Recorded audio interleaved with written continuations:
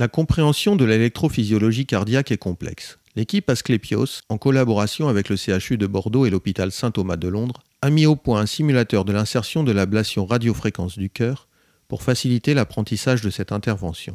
Alors la démonstration consiste à simuler en fait une intervention sur le cœur, donc qui intervient dans le cas de troubles du rythme tels que l'arythmie, qui sont des pathologies assez fréquentes. L'objectif donc de la simulation, c'est de reproduire les principales tâches pour effectuer ce qu'on appelle l'ablation du cœur par radiofréquence.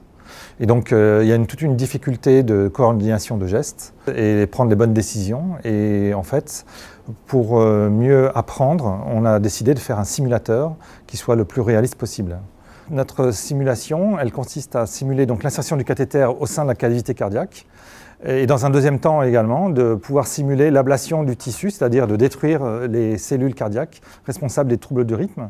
Cette ablation, elle s'effectue après avoir analysé des signaux électrophysiologiques assez complexes, tels que vous pouvez le voir à l'écran, qui doivent être interprétés pour connaître à quel endroit il faut absolument effectuer l'ablation. Notre simulateur pourrait servir en fait à améliorer la formation des électrophysiologistes.